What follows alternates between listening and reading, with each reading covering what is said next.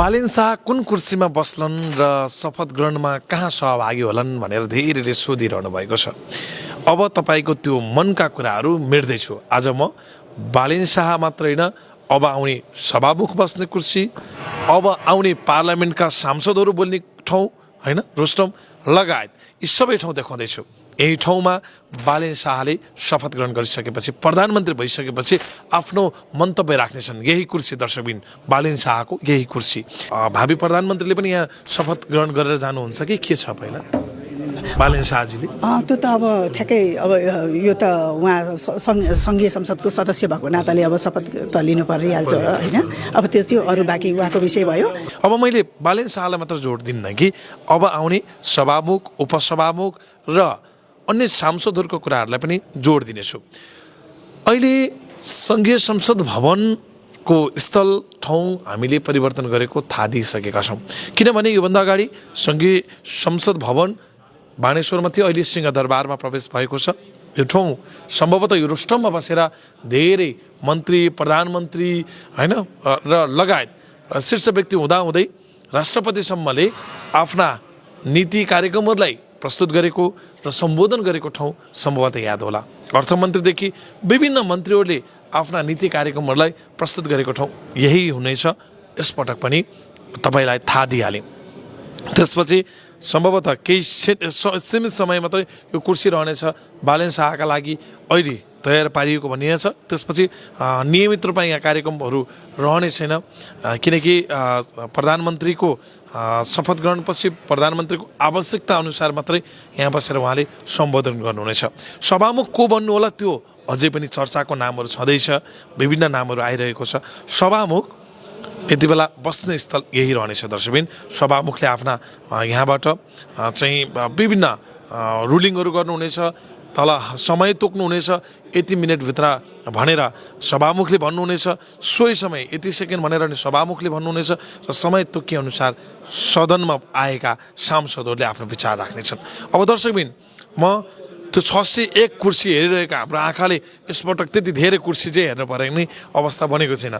सत्तापक्ष प्रतिपक्ष भन्ने यसपटक पनि भनिने छ, किनभने सत्तापक्षका लागि अब राष्ट्रिय स्वतन्त्र पार्टीले सत्तापक्षको भूमिका निर्वाह गर्नेछ। सम्भवतः सत्तापक्ष यो सर्लक्क यो रोस्टम सबै प्रयोग हुनेछ।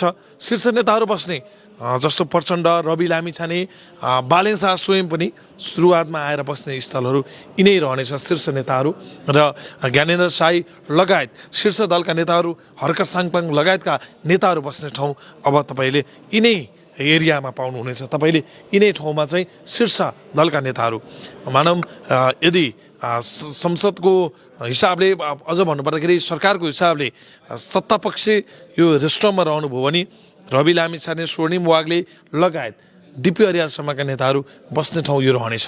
त्यसपछि अब प्रतिपक्ष रह्यो भने प्रचण्ड बस्ने र नेकपाको टिम बस्ने रोस्टम यो रहनेछ। त्यसपछि प्रतिपक्षमै एमालेको तर्फबाट बस्ने सम्भवतः अहिलेसम्मको नाम बादलको आएको छ, संसद दलको नेता, उहाँहरू बस्ने पनि यो रहनेछ। त्यसपछि हर्क साङपाङ जो श्रम संस्कृतिको तर्फबाट लिड गरिरहनु भएको छ, उहाँहरू बस्ने यही रहनेछ। ज्ञानेन्द्र साई पनि बस्ने यिनै ठाउँहरू रहनेछ। अझ सानो देखिएको हुनाले दर्शकबिन, यो एकदम सानो देखिएको हुनाले सम्भवतः राप्रपाको संसद दलको नेता ज्ञानेन्द्र साई लगायतका नेताहरू बस्ने यो हुनसक्छ, किनकि यो छोटो थोरै मात्रै छ। तपाईँले देखिसक्नु भएको छ, यो एरिया एकदमै कम छ र यहाँ कुर्सीहरू पनि एकदमै काठको प्रयोग गरिएको छ। नेपाली काठ हो यो। गत समयहरूमा हामीले अलिकति फरक खालको कुर्सीहरू देख्थ्यौँ सदनभित्र।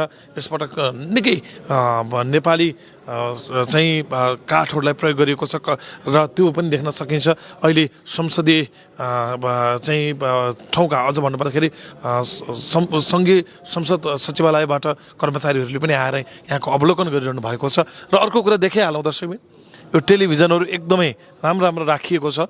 म गन्छु 1 2 3 4 5 6 6वटा टेलिभिजन राखिएको छ यो ठाउँमा भने एसी पनि अलिकति फरक फरक खालको एसीहरू राखिएको छ एकदमै सहज होस् भनेर माइकहरू पनि राखिएको छ अनि टेलिभिजनलाई पनि राखिएको छ जसको कारण यहाँको साउन्ड प्रुफहरू पनि एकदमै राम्रो बनाइएको छ यो लाइटहरू पनि एकदमै मजाले बनाइएको छ यो तपाईलाई जानकारी गराउँदछबिन यो अहिले लामो समयका लागि होइन मात्र अस्थायी रूपमा प्रयोग गर्नका लागि निर्माण गरिएको हो सम्भवतः यो पछि पनि प्रयोग गर्नुपर्ने भएको हुनाले पछि चाहिँ यसलाई हामीले पाएको जानकारी अनुसार यो समितिहरूमा यसलाई चाहिँ डाइभर्ट गरिनेछ समितिको बैठक पनि यहीँ राखिने भएको हुनाले समितिको बैठक यही ठाउँमा बस्नेछ अहिले पनि अब मात्र 3 दिनभित्रमा यो तयारी गरिसक्नुपर्छ त्यो बाध्यता उहाँहरूलाई परेको हुनाले पनि 3 दिनभित्रमा यो तयारी सक्नुपर्ने उहाँहरूको बाध्यताकै बीचमा पनि काम गरिरहनु भएको छ अब लाइट अन्तिम समयमा लाइटिङहरू अन्तिम समयमा पुगेको छ यो लाइट जडान सकिने बित्तिकै यो ठाउँ पूर्ण रूपमा तयारी हुनेछ यहाँ देख्न सक्नुहुन्छ दर्शकबिन यो चाहिँ साउन्ड सिस्टम अहिले मैले अघि भनिहालेँ अहिले अब एचडी क्वालिटीमा भिडियोहरू हेर्न पाउनुहुनेछ एचडी क्वालिटीमा साउन्डहरू सुन्न पाउनुहुनेछ यो एकदमै खुसीको कुरा चाहिँ के हो भने लामो समयदेखि चाहिँ झन्डै 64 सालदेखि नै हामीले एचडी क्वालिटीमा कहिले पनि साउन्ड सुन्न पाएनौँ हेर्न पाएनौँ भिडियो पनि नेपालमा एचडी क्वालिटी धेरै पहिला आयो तर राष्ट्रिय सभामा पनि एचडी क्वालिटीमै भिडियोहरू जान्थ्यो राष्ट्रिय सभामा एचडी क्वालिटीमा लाइभ हुँदा पनि सङ्घीय संसद भवनबाट दर्शकहरूले कहिले पनि एचडी क्वालिटीमा सदनको गतिविधिहरू हेर्न पाएनन् अन्तिम चरणसम्म पनि पाएनन् यो चाहिँ दुःख लाग्दो कुरा थियो त्यो परिवर्तन गरिएको छ यसपटक भने दर्शकहरूले मजाले फुल एचडीमा अझ यो टेक्नोलोजीलाई परिवर्तन गर्दै अझ 4K सम्मको टेक्नोलोजी प्रयोग गर्ने भनिएको छ तर लाइभ भएको हुनाले 4K प्रविधि प्रयोग हुन्छ या हुँदैन त्यो थाहा छैन तर यसपटक साँच्चीकै एचडी क्वालिटीमा आम दर्शकहरूले सदनको प्रत्यक्ष लाइभ हेर्न पाउनेछन् दर्शकबिन यो सबैभन्दा महत्त्वको साथ हेरिएको स्थल हो अब मात्र आज 8 गते 9, 10, 11, 12 यो 4 दिन मात्र 4 दिन अब 4 दिनपछि यहाँ सदनमा सांसदहरूको आगमन हुन्छ दर्शकबिन यो सदनमा 4 दिनपछि तपाईले नयाँ अनुहारहरू जो नवनिर्वाचित सांसदहरूलाई देख्न पाउनुहुनेछ मैले भनिहालेँ सत्तापक्षबाट राष्ट्रिय स्वतन्त्र पार्टी सिङ्गल रहनेछ अहिलेसम्म किनभने राष्ट्रपालाई समर्थन गर्न अन्य दलहरू आउने नआउने अहिलेसम्म निचोड छैन राप्रपाले पनि आफ्नो विभिन्न एजेन्डाहरू राखेको छ यदि त्यो एजेन्डा मानेको खण्डमा राप्रपा सत्तापक्षलाई सपोर्ट गर्न तयार छ भनिसकेको छ र हर्का साङपाङको दलले त यदि रवि लामिछाने प्रधानमन्त्री भए समर्थन गर्ने भनिरहेको छ अब प्रधानमन्त्री बालेन शाह नै रहने भएको हुनाले यी सब प्रश्नका जवाब त्यतिकै रहनेछ सम्भवतः सत्तापक्ष बाहिर अन्य दलले नै उपसभामुख पाउने भएको हुनाले उपसभामुख पाउने दल चाहिँ नेकपा बन्न पनि सक्छ नेकपा एमाले पनि बन्न सक्छ नेपाली काङ्ग्रेस पनि बन्न सक्छ तिनै दलहरूबाट एकजना उपसभामुखको दावेदार आउनेछन् र तिनै प्रतिपक्षी दलहरूले उपसभामुखको दावेदारको रूपमा आफ्नो चाहिँ व्यक्ति पठाउन सक्छ र मतदान पनि गर्न सक्छन् दर्शकबिन यो जानकारी पनि तपाईँलाई गराइहालेँ र यहाँको वस्तु अवस्था अलिकति देखाउँ यहाँ धेरै कर्मचारीहरूको आगमन पनि भइरहेको छ कर्मचारीहरूको आगमनले पनि देख्न सकिन्छ उहाँहरू पनि हतारिनु भएको छ किनकि अबको 3-4 दिनभित्र कुनै हालतमा यो तयारी हुनुपर्छ साउन्डहरू यो एकमा एउटा कुर्सीमा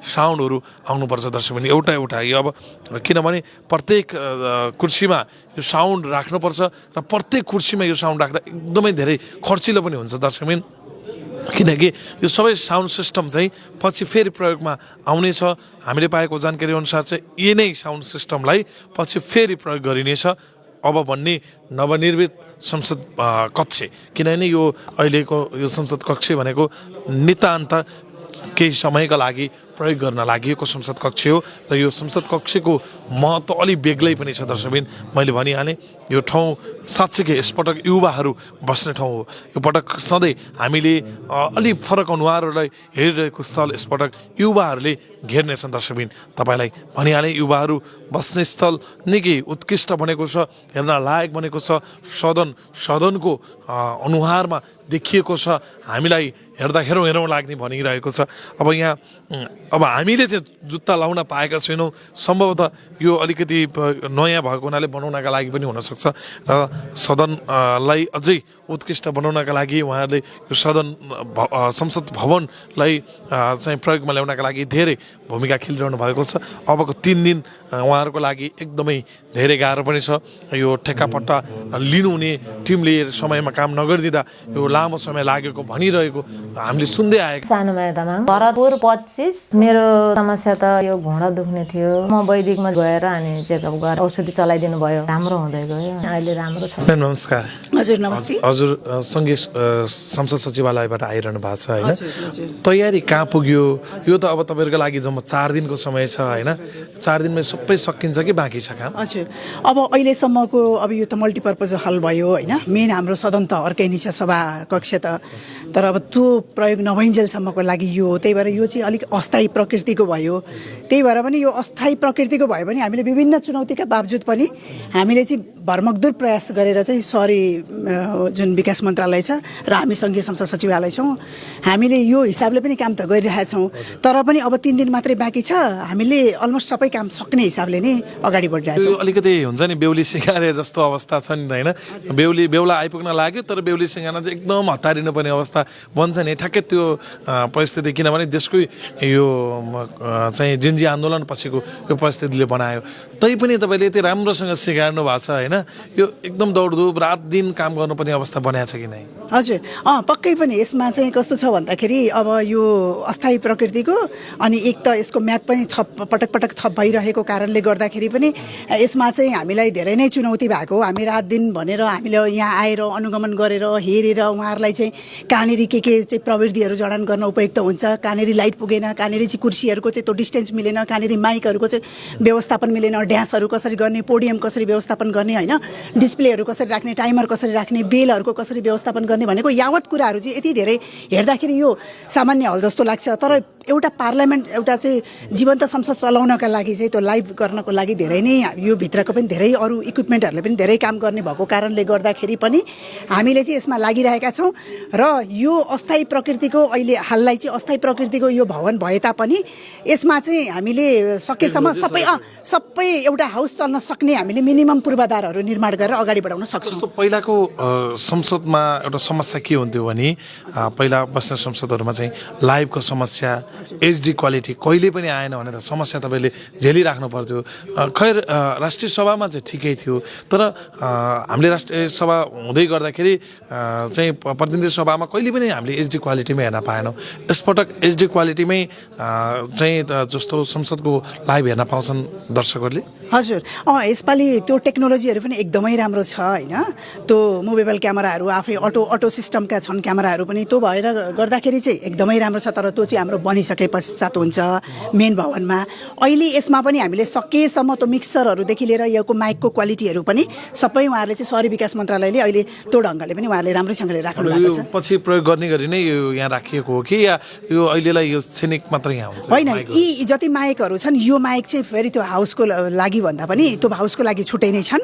यो चाहिँ अहिले अस्थायी प्रकृतिको माइकहरूलाई प्रयोग गरेर, यो भनेको भाडामा मात्र प्रयोग गरिएको हो? हजुर यो चाहिँ अरू जस्तो समितिहरूमा पनि माइक प्रयोग हुनसक्छ। भोलि संसदीय समितिहरू छन्, त्यसै गरिकन यस्तै मल्टिपर्पज हलमा अरू व्यवस्थापन गर्नुपर्ने हुन्छ। जसरी हामीले बानेश्वरको संसद भवनमा चाहिँ लोसिहाल्थ्यो नि त, त्यहाँ व्यवस्थापन हो, यस्ता भवनहरू त हामीलाई चाहिरहेको छ, किनभने हामीले धेरैवटा इभेन्टहरू गर्नुपर्छ। यसलाई हामीले मानौ एउटा सत्तापक्ष भइसकेपछि ठुलो दल छ अहिले रासोपाको 182 जना सांसद भोलि केही गरी संसदीय बैठक राख्नु पर्यो भने यो हल प्रयोग गर्न सक्ने तरिकाले जान सक्ला। यस्तो हुनसक्छ। अब दलको हिसाबले र सङ्ख्यात्मक हिसाबले पनि हामीले सचिवालयबाट कसरी सहजीकरण गर्ने भन्ने सन्दर्भमा त्यतिखेरै हामीले यसलाई व्यवस्थापन गर्न सक्छौँ। सत्तापक्ष कहाँ बस्छ, प्रतिपक्ष कहाँ बस्छ भनेर तपाईँले छुट्याइसक्नु भएको छ कि नै? यो यसको त नियमै हुन्छ, त्यही भएर यो त छुटिहाल्छ। अहिले जस्तो सत्तापक्षको एरिया यहाँनिर चाहिँ तपाईँको सबै हामीले त्यो नेम प्लेटहरू हजुर बनाइराखेका छौँ। त्यो नेम प्लेटहरूमा राखिसकेपछि अनि त्यसै अनुसारले व्यवस्थापन हुन्छ। अब यो पहिलो दिनको शपथ ग्रहण चाहिँ यहीँबाट हुने भएको हुनाले पहिलो दिनको शपथ ग्रहणमा कतिपय यहाँ अलिकति कन्फ्युजनमा छन्, तपाईँहरूलाई त थाहा हुन्छ नि त होइन? जस्तो भावी प्रधानमन्त्रीले पनि यहाँ शपथ ग्रहण गरेर जानुहुन्छ कि के छ पहिला? बालेन शाहजीले? त्यो त अब ठ्याक्कै अब यो त उहाँ सङ्घीय संसदको सदस्य भएको नाताले अब शपथ त लिनु परिहाल्छ होइन। अब त्यो चाहिँ अरू बाँकी उहाँको विषय भयो। अर्को कुरा चाहिँ जस्तो हामीले त्यो दिनको व्यवस्थापन गर्दाखेरि अलिकति थोरै जनमानसमा जानुपर्ने कुरा के हो भने नि, जस्तो त्यो दिन त हामीले यहाँ शपथको लागि सांसदज्यूहरूलाई मात्रै व्यवस्थापन हुनुहुन्छ होइन। अनि हाम्रो चाहिँ दर्शक दीर्घा यहाँ छैन। यसको सबैभन्दा ठुलो समस्या भनेको यहाँ दर्शक दीर्घा छैन।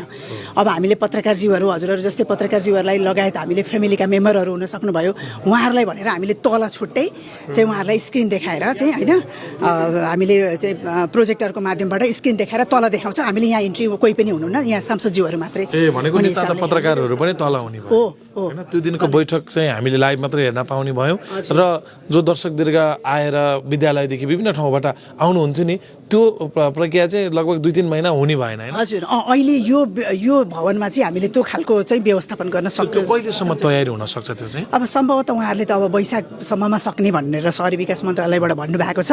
अब आशा गरौँ होइन, हामीले पनि जति सक्दो चाँडो त्यो सम्भव हुन्छ भवन निर्माणको लागि र कार्य सञ्चालनका लागि भन्ने लाग्छ। हुन्छ, धेरै yes, thank you. Admission open Zoom beauty academy, नेपालकै नम्बर 1, 22 वर्षको अनुभवको साथमा 100% जब ग्यारेन्टी।